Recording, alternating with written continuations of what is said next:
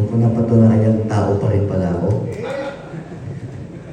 Opo. So, magandang gabi po sa bawat isa. Talagang tayo po ay excited sa gawain ito. Ano po? Sapagkat in the first place ay marami tayong challenges at mga encouragement po na nakuha out of this camp.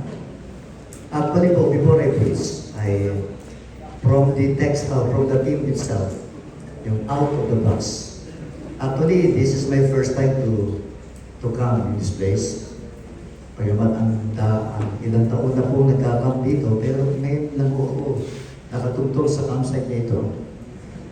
Opo, this is my first time na makapunta sa campsite na ito. Sa iba sa bala sa nakatungtong po ako. You know what is the reason? Because I am in the box. Nasa box ako eh. Opo eh. Kapag nasa box ka, yung mga blessing na pwede mong ma-receive, hindi mo ma-receive eh. Pero kapag ikaw ay lumabas na doon sa box na yun, doon mo ma-realize, ang dami mo palang nasayang. Ang dami mo palang hindi na mga lumipas at dumaan na dapat ay ma-encourage ka, dapat madagdagan yung hamon. And I praise the Lord because I overcome my box. So that's why I'm standing behind this pulpit this evening to praise the Lord. And I hope and I pray na sana po ay maging blessing po ako sa inyo ngayong gabi. That is my prayer. Ano po? At kung maging offensive man ako ngayong gabi, it's up to you. That's your problem. Pero I hope and I pray na hindi naman po tayo i-offend ang Lord. Ano po? Ang Diyos ang mag-bless natin ngayong gabi. Okay, so shall we rise up please as we open our Bible in the book of Isaiah chapter 60 in verse number 1. Isaiah chapter 60 in verse number 1. Okay, so verse number ito. This is what the Bible says. Arise, shine, for your light has come, and the glory of the Lord rises upon you. So nagamit po, ikaw ay bumakon, sumilang ka, sapagat ang iyong liwanag ay dumating, at ang kalulatian ng Panginoon ay sumikat sa iyo. Shall we pray? Dakilang Diyos, maraming salamat po ngayong gabi, na kami po ay sama-sama na naglilingkuran sa bawat isa. Umaasa ng lakas mula sa iyo, umaasa ng hamon na galing po sa iyo. At kami tutulungan na kami naman po, Panginoon Diyos, ay tumugon sa mga hamon na nagmumula sa iyo. Samahan mo po ako sa parangalan, o po magbigay ng talino, at nawa po, Panginoon, ang mga makikinig ay bigyan mo rin po, Panginoon, ng pagtanggap sa puso kung ano man ang dumating na mensahe sa bawat isa. In all these things I pray, in the name of our Lord Jesus Christ. Amen. Thank you so much. So, bago po yun, nagpapasalamat po kay Pastor Ed. Talaga honest speaking, nahihiya po sa inyo. Because every time that we have our camp in this place, may message nga po ko taon-taon, pero hindi ako tuturuan. Ang dami kong mga excuses and alibis na para bang na-success ko, para bang nagmamalaki na yata ako. Pero salamat, sabi ko nga po kanina, na I overcome myself. At ako po ay nakatingin dito, nakatingin po sa inyong lahat, na wala akong itinatago, at wala akong pinangingilagan. Sapagkat napakaganda naman ng tayo po ay nagsasama-sama na walang pinangingilagan at walang itinatago. Hindi po ba? Sapagkat medyo meron tayo mga karanasan na kung saan hindi tayo makadalo sa isang konferensya sapagkat unang-una baka makita mo yung kaaway mo doon. Ano po? Pero kung wala kang kaaway, talagang you have no reason not to come. Ano po? And to be blessed by God. Kaya po, may mga tanungan ko minsan, ba? Sino ba yung mga nandun? Kapag narinig mo na naman mong si ganito yung nandun, makukulong ka na Ilalagay mo na yung sarili mo sa kahon at hindi ka na pupunta doon sa conference. Pero salamat, nandito tayo ngayong gabi. Ano po? Kaya nga, ang mensahe po natin ngayong gabi ay meron pong pinamagatang pagbangon ka at magpakalakas. Magbangon ka at magpakalakas. Alam niyo po, tayo po mga lingkod ng Panginoon at tayo po mga pastor, minsan po sa ating paglilingkod ay may panahon po na parang tayo po ay bumabagsak na. Na kumbaga, ay may mga bigat po tayong dinadala sa ating po mga ginagampanang misteryo para po sa ating po Panginoon. Pero yung mga bigat na yun, nararamdaman natin, hindi naman po natin sinasadya, pero nararamdaman po natin. Tama po? Kasi, kung minsan, ano po, na napapagod tayo kahit hindi natin sinasabi. Siguro, maybe some of you are silent, but inside, talagang you are really tired. Pero hindi ka kumikibo, hindi ka nagsasalita. May mga laban po tayo na kung saan hindi mo pinapaalam sa iba. Kung baga may laban kang sarili personal. At meron din po tayo mga bigat na dinadala, pero tahimik lang po tayo. Ano po? At may mga kumisa, may mga pangarap tayo sa ating simbahan na tila ba na antala na para bang ang hirap abutin. Pero may mga panalangin tayo ubo ng tagal na, pero hanggang ngayon, wala pa rin sagot. At may araw po, at minsan may mga araw na tila ang hirap na po natin bumangon at magpatuloy bilang lingkod ng Diyos. Dumarating sa ating isip parang ibig na natin mag-quit. Ibig na natin umayaw. Ano po? Sapagkat naghahamon tayo kumisa na ang mga miyembro natin ay lumakas, pero ang katotohanan, dapat tayo ang palakasin. Opo, naghahamon tayo sa ating mga miyembro na sana po tumindig kayo at magpatuloy sa pananampalataya, pero tayo po pala bumabagsak na sa ating po mga pananampalataya. May mga pagkakataon na hanggang tayo, pero deep inside in our heart, malungkot na po pala tayo. Di po ba? Naghahamon tayo, magbalik kayo! Naglingkod ng hapon, magbalik kayo, magsimba kayo ng prayer meeting. Pero sa katotohanan, meron tayong mga pagkakataon na nararamdaman natin, kung tayo mga pastor, ayaw din natin magsimba. Tama po. At kaya ka lang naman nagsimba kasi pastor ka eh. Pero sa totoo lang, may mga pagkakataon tayo na nating gawin yung ating ginagawa. Na tayo mismo, hinahamon natin ang mga tao natin. Pero yung pagkahamon na ginagawa natin, tayo mismo ayaw na natin. Amen po? Pero ang maganda nito, sa gitna po ng lungkot, sa gitna po ng pagod, at sa gitna po ng mga kabigatan na meron tayo, meron pong tinig na malinaw ang Diyos na umihiyaw sa bawat lingkod ng Diyos. At ang hiyaw po niya, ngayong gabi, magbangon ka at magpakalakas ka.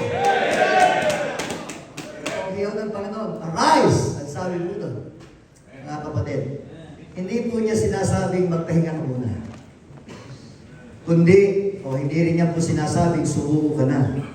Hindi niya sinabing umupo ka muna at maghintay. Malinaw ang Biblia, ang sinabi niya, arise, bumangon ka at magpakalakas ka.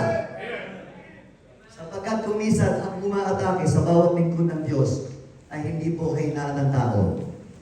Kundi kumisan nalalamig na tayo sa ating mga puso, pagod ng ating mga kaluluwa, at ang pagnakaw ng kaaway sa alab ng ating panawagan, ibinigay na po natin. Mga kapatid, ang panlalamig natin ay nasa ating puso. Maraming lingkod ang bumagsak, hindi dahil sila'y mahina, kundi dahil napagod silang mag-isa at nakalimutan nila na meron silang Diyos na kasama. Huwag natin kalilimutan when God called you. God is with you. Hindi tayo nag-iisa. Pero pakiramdam natin, nag-iisa na po tayo sa laban eh, mga kapatid. At nakalimutan natin, meron pala tayong Diyos na nagpapalakas sa atin. And that is our preaching every Sunday to all our members na sinasabi natin, ang Diyos ang nagpapalakas sa inyo. Pero ikaw mismo nakakalimutan mo na ang Diyos ang nagpapalakas mismo sa iyo. Kaya nga ito ay paalala, pagpapatibay at pagpapabangon na ang lahat ng lingkod na napapagod, nanghihina at sumusuko at nawawala ng apoy, ang sabi ng Panginoon, magbangon ka at magpakalakas ka. And this is the reason why we are in this place tonight. Because we want to be challenged, we want to be encouraged, we want to be motivated. And we want to continue in serving our Lord. Opo. May mga nag-attempt na umayaw na. But I praise the Lord, but you are still here. That you are still present in this place. For what? May pag-asa pa. Ibig sabihin, may spark pa. Ibig sabihin, meron pang pagkakataon. Meron pang, kumbaga, may chance pa na talagang tayo magpatuloy. Kasi nandito pa tayo eh. Ano bang inaasahan natin ngayong gabi? Di po ba? So, umaasa tayo na tayo po'y mapalakas, umaasa tayo na makapagpatuloy, at umaasa tayo na muli pong hamunin ng Panginoon. Hindi sayang ang pagparito natin ngayong gabi. Opo, hindi na sayang. Bagamat malayo ang pinanggalingan natin, bumiyahe, talagang gumastos, nagpunta rito, nagsakripisyo. Hindi sayang. Sapagat mayroong pakinabang na malaki sa bawat isa sa atin. Una, ang sabi po ng salita, arise. So, ang unang salita, ang sabi po doon ay magbangon ka. The word arise, it means magbangon ka. Alam niyo mga kapatid, hindi po kasalanan ang mapagod. Amen? Bakit po? Sapagat kung hindi ka napapagod, baka hindi ka tao. Ano po? Walang bagay sa mundong ito na hindi nakakapagod. Kaya nga sabi po ng Galatians, di po ba? Be not weary in well-doing, for in due season we shall reap. So what is the requirement? If we fail, huwag mapagod sa paggawa ng mabuti. So, simple, kung meron kang ginagawa, mapapagod ka. At napaka-abnormal naman na wala kang ginawa, pero napagod ka. Kaya ka napapagod kasi may ginagawa ka. Pero hindi kasalanan ang mapagod. Ano po? Yung verse na ginamit natin, Luke chapter 5, verse 38 to 39. Sabi doon, yung bagong alak, ano po, huwag nating ilalagay sa lumang sisidlan o sa lumang bote. Kinakailangan sa bagong bote, doon sa wine still. Kasi in the first place, kapag yung bagong alak, inilagay mo po doon sa lumang wine still, balat po ng hayop yun eh. Marupok, brittle, kapag po yung espiritu ng bagong alak, mag-ano po mag-burst at talagang masasabog po yung pong wine skin. Kumbaga, mga kapatid, may mga bagong galaw ang Diyos, pero kinakailangan ilagay ng Diyos yung bagong galaw na yun sa mga bagong puso. Sapagat kung ilalagyan ka ng bagong galaw at bagong pamamaraan ng Diyos, pero yung puso mo ay dati pa rin, hindi mangyayari yung gusto ng Diyos sa buhay natin. Hindi po ba? Tulad po ng isang sidilan, ito ang naglalaman, nag-aalaga, at nagpo-protect ng laman. Sapagat ang kahon po ay isang proteksyon. Opo. Kaya nga kapag lipat bahay, yung mga gamit po ita-transport, ilalagay mo sa kahon to protect yung po mga bagay-bagay. Kaya nga nakalagay doon sa kahon, fragile. For what reason? Kasi nagpo-protekta ang kahon. Ang kahon din po ay nagbibigay ng order. Kung walang kahon, magulo kalat at walang direksyon. At ang kahon ay nagbibigay ng identity. Kaya kapag may nagregalo sa iyo, nakita mo agad tatak, Nike. Kung alam mo na, alam mo. Sapagat nagsasabi ng identity ang kahon. Pero mga kapatid sa Panginoon, ang problema ay ganito. Ano po? Sabi doon, ang bagong alak, kinakailangan ilagay sa bagong wineskin. Ano po? Hindi po masama ang bago.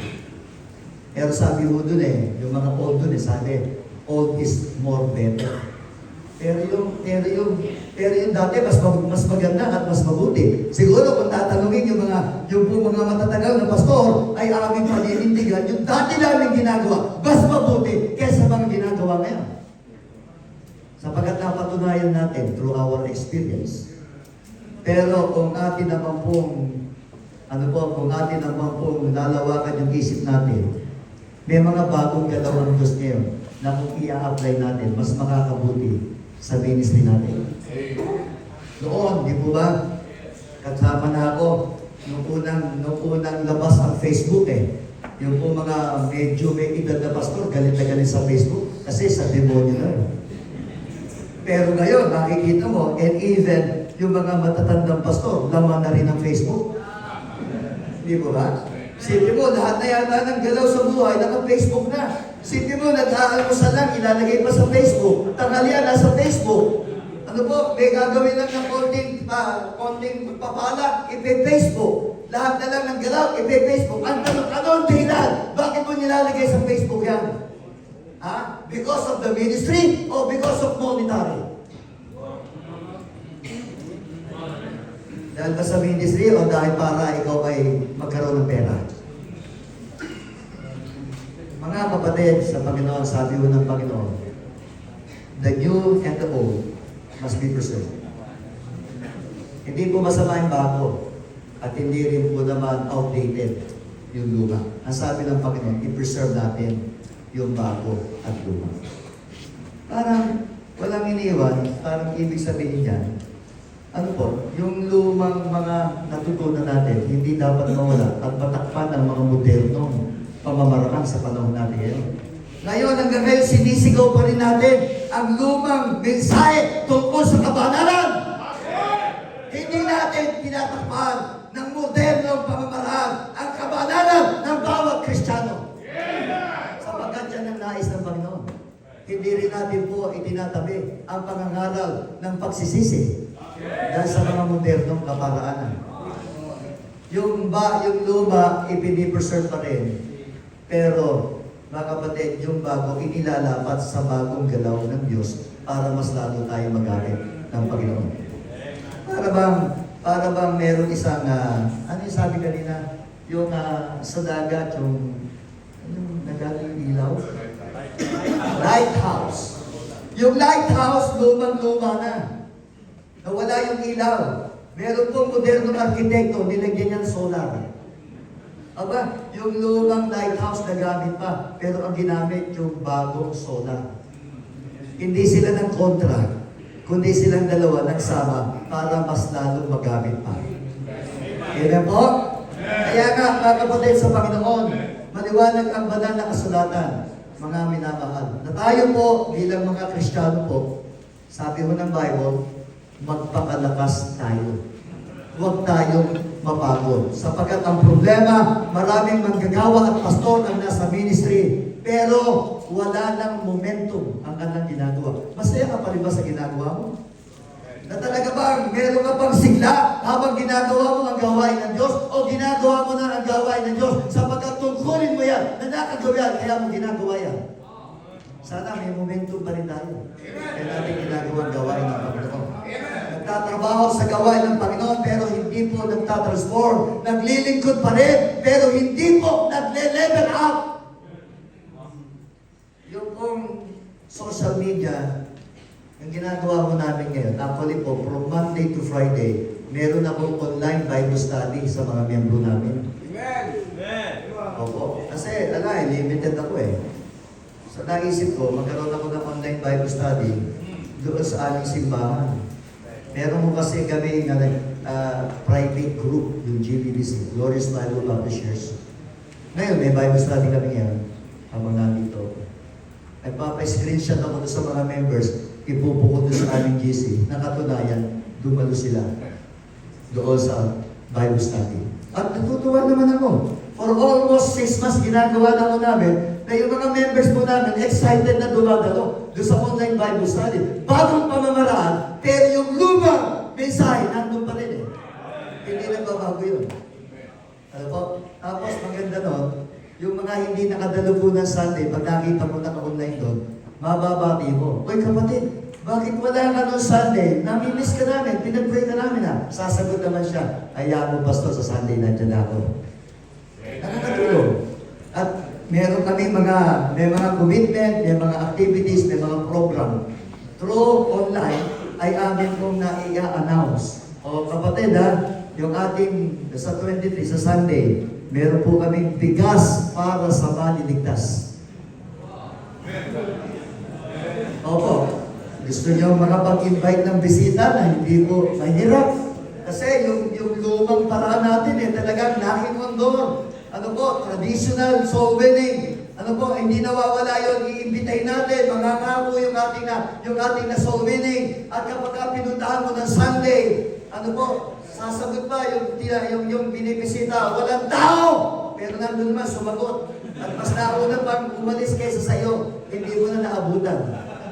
Pero subukan mo, magbigas ka. Yung pong bigas, nag-i-invite pa ng bigas ulit. Hindi ka mahirapan magdala ng bisita. Sabi ng iba, pastor, baka naman pag pumunta maging wrong motive at yung bigas na lang ay, so be it. So be it. Why?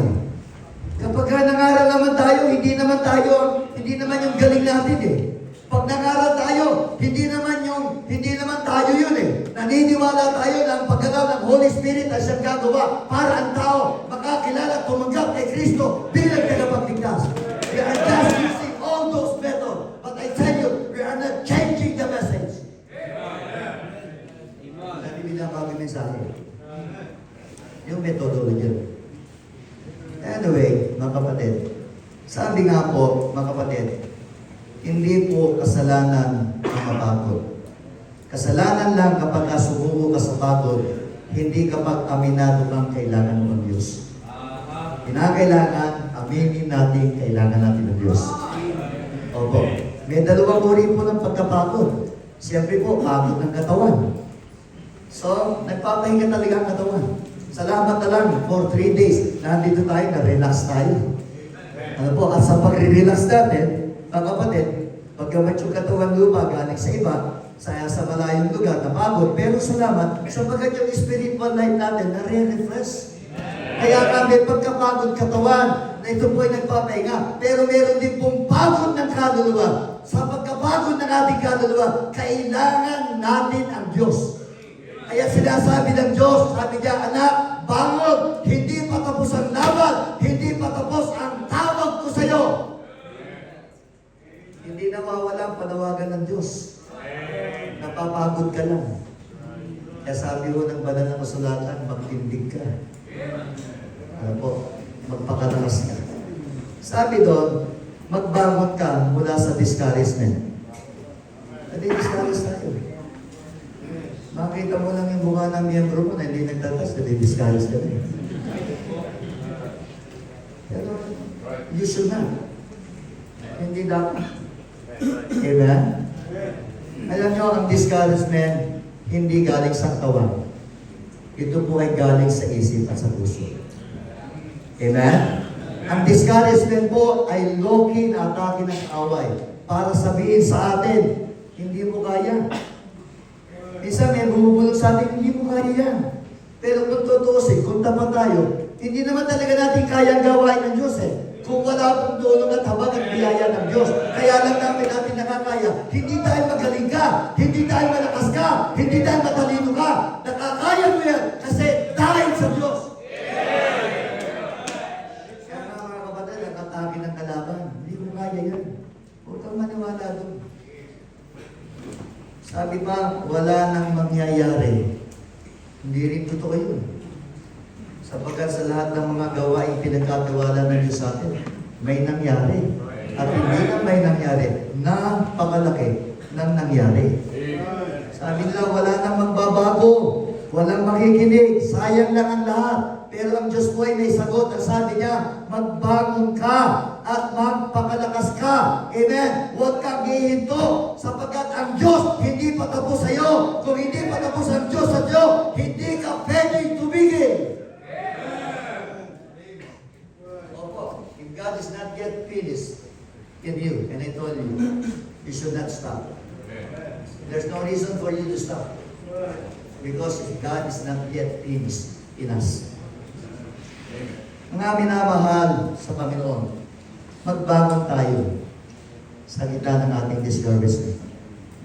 Magbangon ka mula sa pagkadapa, sapagkat walang magagawa na hindi nadadapa. Wala ring pastor na hindi nagkakamali, at walang leader na hindi mo nagkulang. Amen po? Amen. Taas ka kamay dito na walang pagkakamali. Nobody is flawless. All of us are flaws. Kaya huwag mong sabihin na kaya kaya ito kasi nagkamali ka. Sabi nga po, ang pagkakamali, kung minsan nararanasan natin para matuto tayo. Hindi para maghinto ka at para ma-discourage ka, tumayo ka. Kundi yun ay learning process ng Lord para ikaw po ay mas lalong magtiwala sa ating pong Panginoon. Amen po. Pero ang kaibahan ng dakilang lingkod ay ito. Bagamat sila nadadapa, bagamat sila nagkakamali, at sila nagkukulang, ang sabi hindi sila nananatiling nakadapa. Oo, naranasan natin tayo dumapa. Pero ang maganda nun, hindi tayo nananatiling nakalugmok, hindi tayo nananatiling nakadapa. Tayo pa rin ay tumitindig. Bakit? Sapagkat naramdaman mo, nakita mo, na ang presensya ng Diyos ay nasa iyo. Kaya nga ang tunay na lingkod ng Diyos ay bumabagsak minsan. Pero bumabagong palagi. How many times na sinabi natin, ayoko na. Pero hanggang ngayon, nandiyan ka pa rin. Amen? Oo. Sinasabi natin, I want to quit. But still, you are serving God faithfully. Yung sinasabi mo gusto mong mag-quit, hindi totoo yun eh. Mismo sa iyong sarili, nagsisinungaling ka. Sabagat hanggang ngayon, nandiyan ka pa. Amen po? Kaya nga, mga kapatid, sabi unang-una, arise, magbangon tayo. Ang dalawa, ang sabi po doon, for your light has come. Ibig sabihin, magkaroon ka ng lakas. Ito yung pangalawang hakbang, magkaroon ka ng lakas. Sapagat ang lakas ng lingkod ng Diyos ay hindi po galing sa galing mo. Ang lakas ng lingkod ng Diyos ay hindi po galing sa talino mo. Ang lakas po ng Diyos ay hindi po galing sa experience mo. Bagamat marami na tayong karanasan, hindi galing ito sa karisma mo, hindi ito galing sa posisyon mo. Ang lakas ng lingkod ay galing mismo sa Diyos. I can able to stand behind this pulpit, not because I am intellectual or knowledgeable. Nakakatayo ako dito, it is only by the grace of God. Hindi po sa galing natin. May mga pagkakataon nga, ako mismo, experience ko eh. Noong unang panahon niya, pag nagpipis ako, pag binalikan ko ngayon, mismo ako, hindi ako na-bless eh. Ano ba kayo gano'n? Nag-bless ko lang, pero mismo ikaw, hindi ka na-bless. Pero tinan mo, pagbaba mo ng pulpit, may kumamay sa'yo, Pastor, bless na bless ako. Pero ito, hindi na-bless. Bakit? Sapagkat hindi ikaw yun eh. Hindi tayo yun eh. Yung Diyos ang siyang gumawa, hindi ikaw. Ginamit ka lang na instrumento ng Panginoon. Kaya nangyari yun. Kaya nga, hindi garantiya matalino ka. Para gamitin ka ng Panginoon. Marami na tayong nakita na hindi naman po high school graduate, hindi naman po college level, pero God using them. Ano po? If we are going to compare our ministry, mahihiya ka pa nga eh. Mas malaki pa nga yung ministry nila kaysa sa atin eh. Kaya doon po napapatunayan na sinabi ho ng Diyos, hindi ang matatalino sa mundong ito ang tinawag, kundi yung mga mababa sa mundong ito para hiyain ang mga matatalino. Kaya ang lakas ng lingkod ng Diyos ay galing po mismo sa Diyos. So tayo po ay magpapakalakas. Bakit po? Sapagkat kasama natin ang Diyos. Hindi sinabi ng Panginoon, arise because you are strong. Hindi sinabi ng Panginoon, arise, ano po, because you are intellectual or talented. Ang sabi ng Panginoon, arise for your light has come. Anong ibig sabihin? Hindi mo kailangan maging malakas. Kailangan mo lang yung Diyos na nagbibigay ng lakas. Opo, yun ang kailangan natin, yung Diyos na nagbibigay ng lakas. Kaya nga, tayo po'y magpapakalakas. Alam niyo kung bakit? Dahil po sa layunin ng Diyos sa iyo. You need to be strong because of the purpose of God in your life. Bakit po? Kung buhay ka pa ngayon, buhay po ba kayo? Amen. Kung ikaw ay nasa ministry hanggang ngayon, kung ginagamit ka pa ng Panginoon ngayon, ibig sabihin, hindi ka pa tapos. Salamat, buhay pa tayo. Opo, siguro, if I'm going to assess myself, siguro matagal na akong nagpaalam, matagal na akong wala dito at namatay. Sabi mo, 16 years ago, and po, I was diagnosed to have cancer. Opo, pag sinabihan ka ba ng doktor na may cancer ka, matutuwa ka ba? Hindi, takot nga ako eh. At sabi ko sa doktor, Dok, wala namang pag-asa. Sabi nga, pag ilig ng doktor, patay ang pasyente. But I praise the Lord. Because God has a purpose in my life. Nung ako'y may sakit, si Pastor Ed nga, dinadalaw ako dun eh. Nakakatiter pa ako. Pero niyo po, kahit ako'y nakakatiter, nandun ako sa kabila, may wireless na ganito, nagpipis pa rin ako. And my people are crying while I am preaching. Sabi ko, kung ako ay mamamatay na nag-preach, so be it. I praise the Lord for that. Tama ako. Kayo nga, wala pa nga sakit, ayaw nyo na eh. Wala pa nga kayong bagahit dala, wala pa nga kayong kahon, ayaw nyo na. Ano po, samantalang ito, may kahon, may bag, pero gusto ko pa. Opo, gusto ko pa eh. Kumbaga, nakakadama pa ng konti. Ano po? So, ang Diyos ay hindi nagbubuhos ng lakas sa walang saysay. Kung palalakasin ka niya ngayon, ibig sabihin, may gagawin ka pa bukas. Amen! Kung palalakasin ka ng Diyos ngayon, ibig sabihin, meron ka pang assignment, meron ka pang gagawin bukas. Kaya nga, mga kapatid, kaya nga nung nagkasakit ako as my testimony, binuhay pa ako ng Diyos, 16 years ago. Ako po ay cancer-free. Kasi may purpose pa pala ang Panginoon sa buhay ko. Akala ko nung dedo na ako. Yung pala kapag nandun ka sa ganong karamdaman na parang mamamatay ka na, nung hindi ko pa sinusuko ang Diyos sa buhay ko sa Panginoon, talagang ano ko eh, talagang, I tell you, hindi ko lang pakiramdam ko. May anxiety ako, may depression ako, kakaisip, nakatigala ako sa kisame. Pero nung sinabi ko, Lord, bahala ka na sa buhay ko. Alam mo, nung sinabi ko yung last word niya, nakalmahan din ako eh. Because I am ready to go home. Gusto ko na umuwi kasi hindi na, ang Diyos na ang may gusto eh.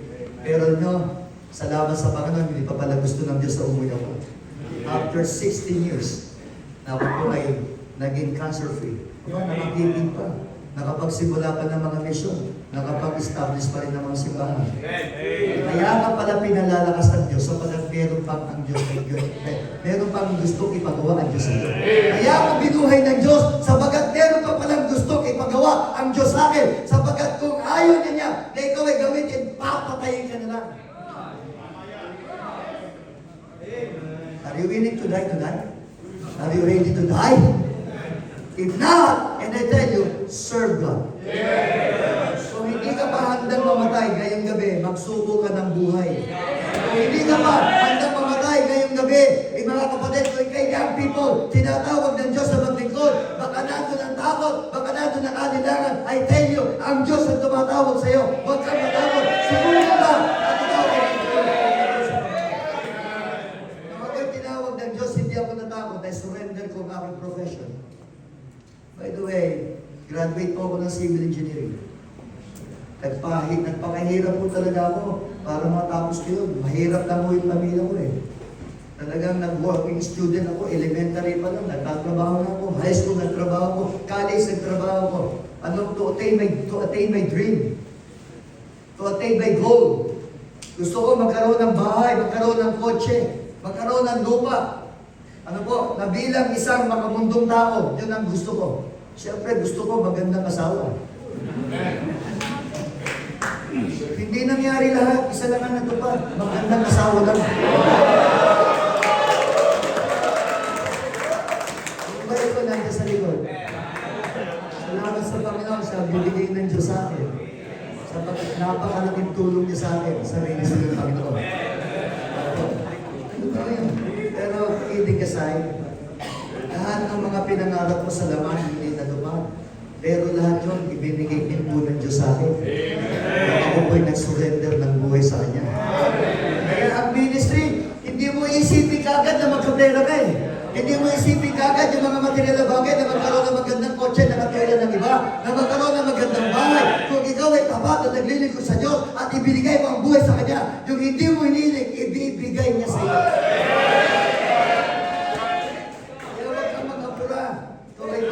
pastor, wag kang magkapura na magkaroon ka ng mga nakikita mo sa mga matatanda at matagal ng pastor. Kaya sila nagkaroon ng mga yun, pinaghirapan nila. Kung ang experience sa Panginoon talagang teen and take, talagang umulan, bumagyo, nagpapatuloy sila, nakabit nila ang mga biyayang yan, sapagkat sila'y nagtapat at sila po'y naglingkod ng tuloy-tuloy sa Diyos. Tumindig sila at sila'y nagpakalakas at naglingkod sa Panginoon. Kung gusto mo mangyari yun, gawin mo, tularan mo sila. Amen po? Hindi kagad yun ang utak mo, kaya ka nasa ministry. Hindi kagad ang isipin mo. Even na yun, kapag ikaw'y naglingkod ng tapat at wala kang iniisip na material na bagay, yung bagay na hindi mo iniisip, ibibigay mo ng Diyos sa iyo. Ang kapatid. Siyempre, kaya ka magpapakalakas kasi may mission ka ba? Ano ba ibig sabihin? Kasi hindi ka lamang tinawag ng Diyos para maglingkod eh. Tinawag ka ng Diyos upang tumulat sa Kanya. Opo. Tinawag ka ng Diyos para po tayo ay maging ahente ng kaligtasan ng kaluluwa. Tayo po ay magpapagaling ng mga sugatang puso ng mga tao, lalo na ang mga miyembro natin. Kung ang mga miyembro natin ay mahihina, tayo ang gagamitin para magpalakas sa kanila. Tayo ang magdidisipulo, tayo ang magtuturo, tayo ang mag-aayos, at tayo ang magdadala ng liwanag sa kanila. Kaya ka magpapakalakas, meron ka pang malaking trabaho. Meron ka pang gagawin ng mas mahalaga kaysa sa buhay mo. Yun ay para sa iba. Kaya nga, kung may mission pa, may provision pa. Kung may examen pa, may anointing pa. In other words, mga kapatid, kinakailangan magpakalakas ka. Pangatlo, sabi doon, and the glory of the Lord rises upon you. And the glory of the Lord rises upon you. Bakit kailangan mong bumangon at magpakalakas? Bakit kailangan mong bumangon at magpakalakas? Una, dahil ikaw ay sisidlan ng kaluwalhatian ng Diyos. Amen. Amen. Hindi mo lang dala ang pangalan ng Diyos, dala mo pa rin ang kanyang kaluwalhatian. Amen? Hindi tayo basta manggagawa, hindi tayo basta pastor, hindi tayo basta worker, hindi tayo basta tumutulong, kundi tayo ay tagapaghatid at tagapagdala ng kaluwalhatian ng Diyos. When people is looking at you, anong nakikita nila? Yung galing mo o yung kapangyarihan at kaluwalhatian ng Diyos? We are the carrier of the presence of God. We are the carrier of the glory of God. So that's why we are always saying, we are always telling, if you have a good voice and singing in the choir, and I tell you, hindi ka kumakanta because you have a good voice. Kumakanta because you want to give glory. I am preaching right now. Hindi ka magpipris dahil mahusay ka magpris. Nagpipris ka kasi dahil dala mo ang kaluwalhatian ng ating Panginoon. Ibig sabihin, whatever you're doing in the ministry, ang nakikilala, hindi ikaw ang nakikilala, yung kaluwalhatian ng Diyos. Meron na tayo malaking gawain, praise the Lord for that, napagkatiwalaan tayo na malaki. Pero hindi ikaw yun. Dumami ang mga membro natin, lumaki ang tayo sa offering natin. Listen, we need to remember and don't forget, hindi ikaw yun. Sino yun? Yung Diyos yun, hindi ka. Opportunity, privilege lang, ginamit tayo ng Lord. Pero hindi tayo yun. Siya yun.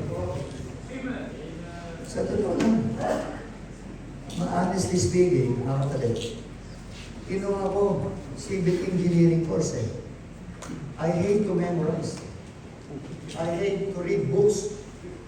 Kasi sa civil engineering, alam mo lang ang formula. Makakapag-solve ka ng problem eh. Pero inilagay ko ng Diyos doon sa ayaw ko. At doon ko napatunayan, mga kapatid, hindi ako yung... Kasi yung hindi ko kaya, ginagawa ko ngayon eh. Alam niyo po, ang ang personality ko, ano ako eh, melancholy ako eh. Ibig sabihin po, loner. Hindi kita kakausapin pag di mo ako kinausap at hindi rin ako mag-uumpisa ng usapan natin. Tahimik lang ako. Pero, salamat. Kahit gano'n yung personalidad ko, in a simple way, ginamit pa rin ng Panginoon. Kaya nga, it doesn't necessary who you are. Ang kailangan lang, maging handa ka at magpagamit ka sa Diyos. Opo, kaya nga huwag mo sabihin, graduate ako ng mataas sa pinag-aralan, gagamitin ako ng Diyos. Listen! Hindi po. Sapagkat hindi yun ang basihan. Mga kapatid, mga minamahal, bakit kailangan mong bumangon at magpakalakas? Dahil maraming nakatali sa iyong pagtayo. Bakit po? Sapagkat kapag ka bumangon at magpakalakas ka, hindi lang ikaw ang makikinabang ng pagbago mo at pagpapalakas mo. Diba po? Hindi lang ikaw, hindi lang para sa iyo yun. Mga kapatid, maraming tao ang nakasalalay. Unang-una, yung pamilya mo. Pangalawa, yung iglesia ang pinagkatiwala ng Panginoon sa iyo. Yung komunidad ang pinaglilingkuran mo. Yung mga kabataan, yung mga future leader ang makikinabang sa iyo. Kaya kapatid, kaya ka titindig, maraming nakatingin sa iyo. Kaya ka many times, as being a pastor, nagpipis tayo dito. Di po ba? Na tayo na to be tindig. Na kahit ibig na natin humigat, mapagod na tayo po'y magpahinga. Pero but still, we stood up. Bakit po? Sapagkat alam natin, may nakatingin sa atin.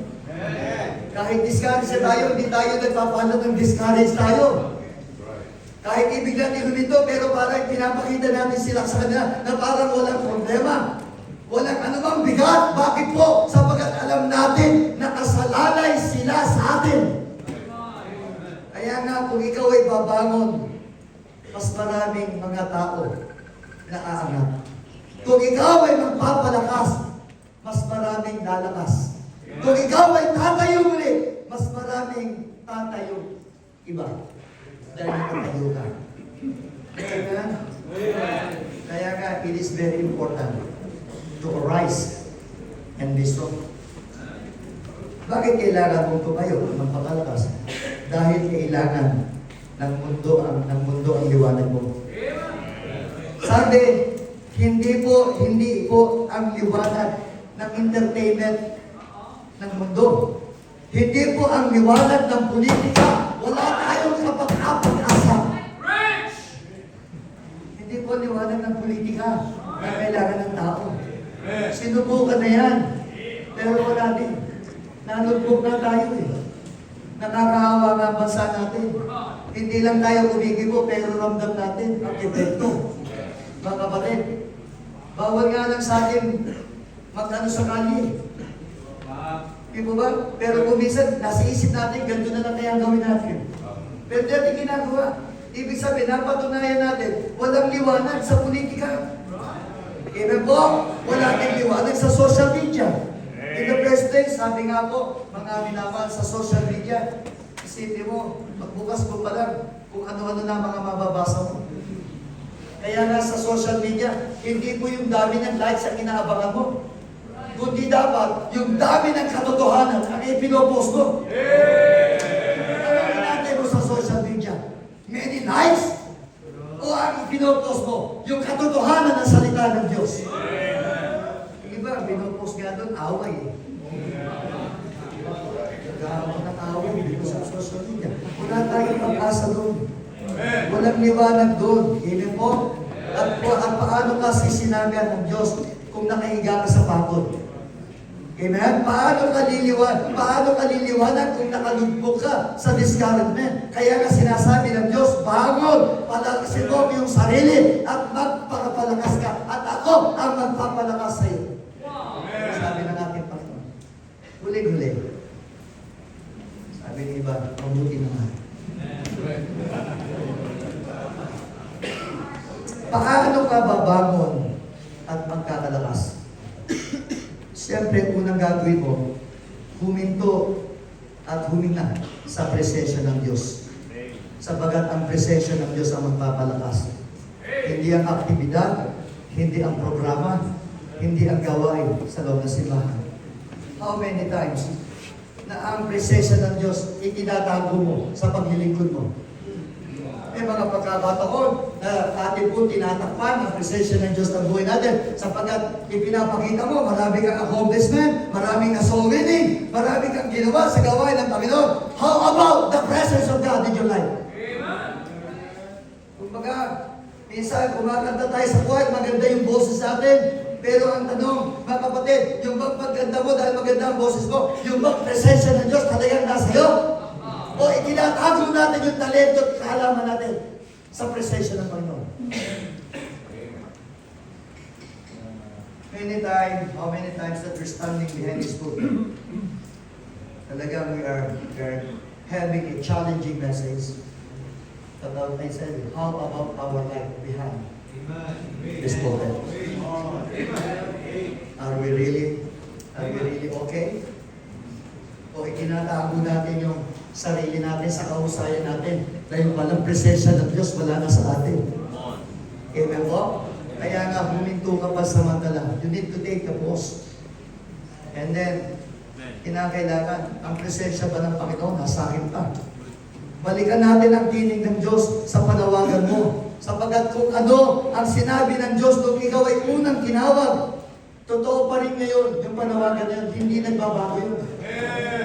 Amen po, kung paano ka nagsimula nung tinawag ka ng Diyos, kahit napakaraming taon na ang lumipas, yung panawagan yun, hindi pa rin nagbabago.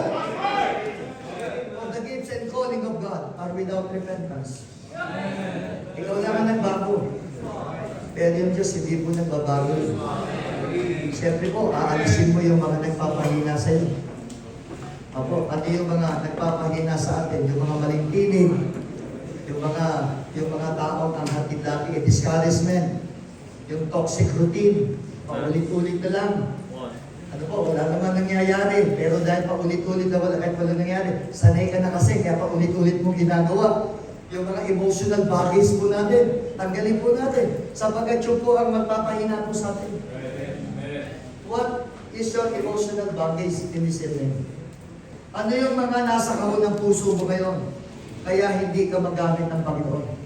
Kaya ka humihina, kaya ka nalulupay-pay. Kaya ibig mo huminto ka na. Pangamin naman, ibalik po natin ang disiplina ng Espiritu. Nagpipray ka pa ba? Are you still praying? O ikaw ay dumidepende na lang sa husay mo. Kasi kahit walang prayer, okay na. Kahit walang prayer, yung mga tao, yung mga team member na si Man, pag nagpa-forward ako, nagpo-forward. Amen? Wala nang prayer. Ibig sabihin, wala nang word of God. Ano po? Wala nang pagsunod. Mga minamahal, sabihin ko po sa inyo, yakapin natin ang bagong lakas araw-araw. Sapagkat ang lakas na binibigay ng Diyos, hindi po one time. Kundi ang lakas ng Diyos na binibigay araw-araw. Kaya kailangan natin ng Diyos araw-araw.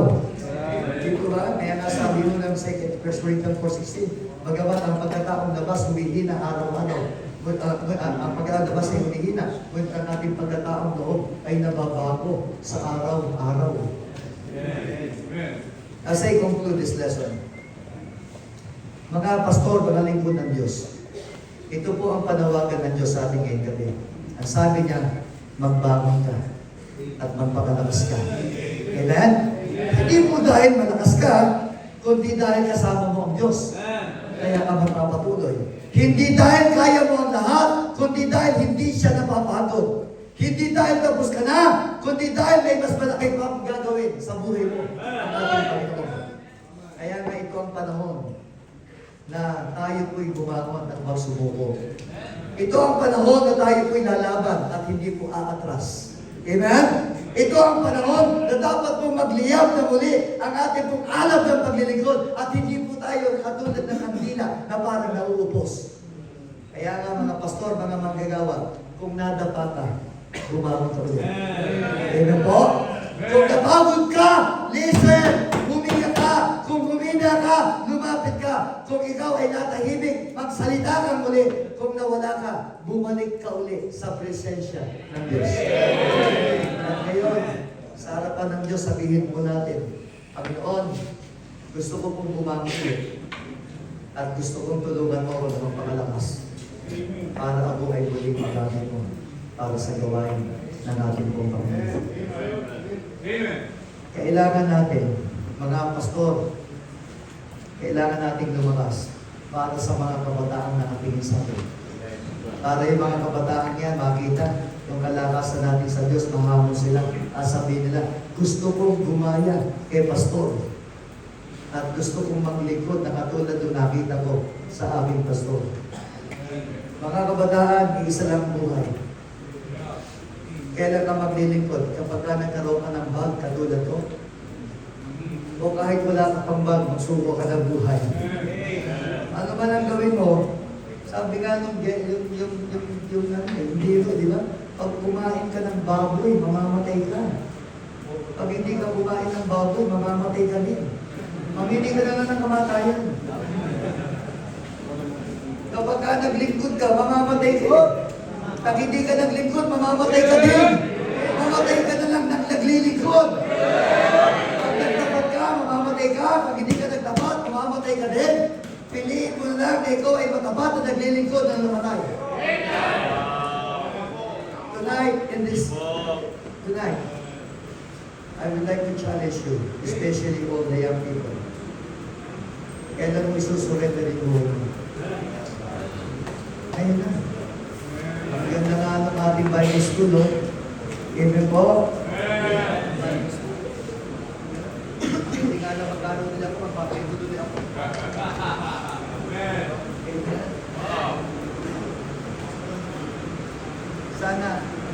Sana may gawin. Bumangon tayo at mapapalakas tayo. Amen. Thank you po. God bless us sa inyo.